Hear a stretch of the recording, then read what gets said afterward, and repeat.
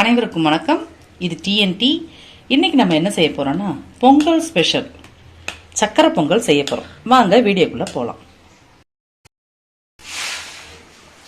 நம்ம இப்ப 1/4 கிலோ பொங்கல் செய்ய போறோம். அந்த 1/4 கிலோ பொங்கலுக்கு நான் பாத்தீங்கன்னா ஒரு 1/4 ஆளாக்கு அளவுக்கு நான் சிறுபருப்பு எடுத்துருக்கேன். சிறுபருப்போட சேர்த்து செய்யும் போது பொங்கல் ரொம்ப சூப்பரா இருக்கும். நம்ம இப்ப கழுவி இதை அடுப்புல ஏற்றிடுவோம்.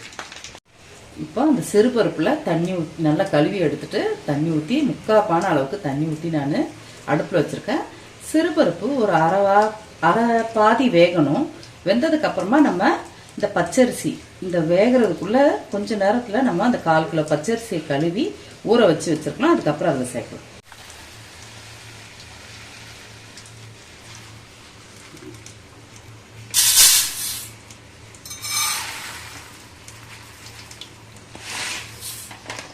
நான் பொன்னி பச்சரிசி எடுத்திருக்கேன். பார்த்தீங்கன்னா நல்லா மெலிசாக இருக்கும் இந்த அரிசி. நம்ம கழுவி அரிசியை நல்லா கழுவி பருப்பு அரை வேக்காடு வேகம் வரையும் நம்ம இதை ஊற வைக்கணும். சிறுபருப்பு நல்லா பொங்கி வந்து நல்லா வெந்திருக்கு. பார்த்தீங்கன்னா இப்போ இந்த நேரத்தில் ஊறிட்டு இருந்தது இல்லையா பச்சரிசி, அந்த அரிசியை இது கூட சேர்த்துக்கிறேன்.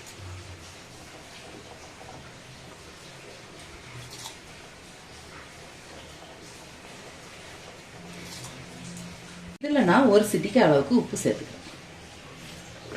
ஏன்னா நம்ம வெல்லம் சேர்த்து செய்ய போகிறோம் சக்கரை பொங்கல். என்னதான் நம்ம வெல்லம் சேர்த்தாலும் ஒரு சிட்டிக்கு உப்பு சேர்த்தோம்னா அதோட டேஸ்ட்டே வெல்லத்தோட அளவும் கம்மியாகவும் நமக்கு டேஸ்ட்டும் நல்லா இருக்கும். பொங்கல் பார்த்தீங்கன்னா நல்லா பொங்கி வருது. இந்த நேரம் நம்ம சிம்மில் வச்சுட்டு கிளறி விட்டுட்டு நம்ம சிறுந்தியிலே வைக்கணும். உள்கொதியே கொதிச்சு நல்லா, ஏன்னா பச்சரிசிங்கிறதுனால அந்த பருப்போட சேர்ந்து சீக்கிரம் வேற வெந்துடும். நல்லா கொலைய விடணும். அதுக்காக நம்ம இதை மாதிரி கொதியிலேயே இருக்கணும். அப்ப நமக்கு பொங்கல் நல்லா குழஞ்சி நல்லா வரும். பொங்கல் பார்த்தீங்கன்னா நல்லா கொலைய நல்லா வெந்துருச்சு. இந்த நேரம் நம்ம பிடிச்சி வச்ச வெள்ளத்தை இதுல சேர்த்து நான் ஒரு 200 கிராம் அளவுக்கு வெல்லம் சேர்த்திருக்கேன். உங்களுக்கு கூட குறைய வேணும்னா அளவு பார்த்து சேர்த்துக்குங்க. ரொம்பவும் அதிகமாயிடுச்சுன்னா திகட்டிடும். ஆனா சரியான அளவு இருக்கணும். அப்பதான் பொங்கல் சாப்பிடும் போது டேஸ்டா இருக்கும். ரொம்ப கம்மியாயிட்டாலும் நல்லா இருக்காது. அளவான இனிப்பு தான் பொங்கலுக்கு ருசியை கொடுக்கும். நல்லா குழஞ்சு நல்லா வந்திருக்கு பார்த்தீங்களா. இப்போ இந்த வெள்ளத்தோட இது இதுல கரையட்டும். இப்போ 3 ஏலக்காவை பொடிச்சு இதுல சேர்த்திருக்கேன். அதையும் போட்டு இதுல நல்லா கிண்டிக்கணும். பொங்கலுக்கு ஹைலைட் தூக்கி கொடுக்கறதே நமக்கு ஏலக்காய் தான். அந்த ஏலக்காவை போட்டு அந்த வெல்லம் போட்டு இறக்கும் போது பார்த்தீங்கன்னா இப்போ எனக்கு நல்ல ஸ்மெல் வந்துருச்சு. நல்லா வாசமா பொங்கல் வாசனை வந்துருச்சு. நம்ம இப்போ இன்னும் 1-2 சின்ன வெல்லங்க தான் இருக்கு. அதுவும் நல்லா கரைஞ்சிருச்சுன்னா நம்ம இறக்கிட்டு நல்லா நெய் ஊற்றி முந்திரியை தாளிச்சு அதில் ஊற்ற வேண்டாம். அதுக்கு முன்னாடி நான் ஒரு ஸ்பூன் 2 ஸ்பூன் அளவுக்கு நெய் இதில் சேர்த்துக்கிறேன்.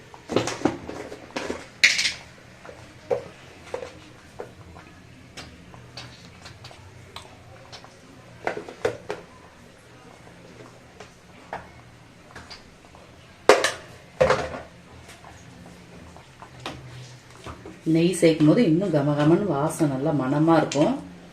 சூப்பரா இருக்கும் பொங்கலோட டேஸ்டே.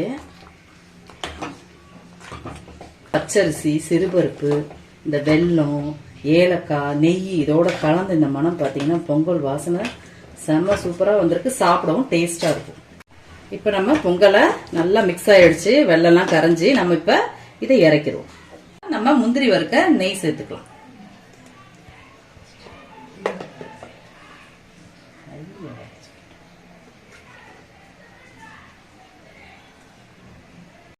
இப்ப முந்திரியை இதுல சேர்த்துக்கலாம்.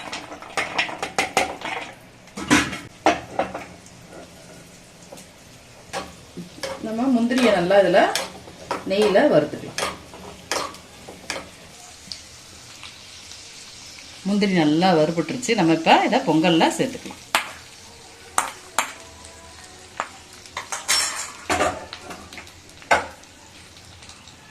நம்ம இதை நல்லா பொங்கலோட சேர்த்து நல்லா கிண்டி எடுத்துடலாம். ஏன்னா நல்லா நெய்யெல்லாம் நிறைய போட்டதுனால மேலே அப்படியே நிற்கும். நம்ம அதை கிண்டி சுற்றி சுற்றி இப்படி பானையை நாட்டி நாட்டி சுற்றி விட்டு கிண்ணோம்னா கீழே சிந்தாமல் உள்ளுக்கே எல்லாமே இழுத்துரும். அவ்வளோதான், நம்ம பொங்கல் வந்து ரெடி ஆயிடுச்சு.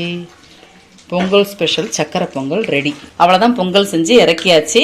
உங்கள் வீட்லேயும் நீங்கள் சக்கரை பொங்கல் இதே பக்குவத்தில் செஞ்சு பாருங்கள், கண்டிப்பாக நல்லா வரும். இந்த வீடியோ பிடிச்சிருந்தா லைக் பண்ணுங்கள், ஷேர் பண்ணுங்கள், சப்ஸ்கிரைப் பண்ணுங்கள். Bye friends.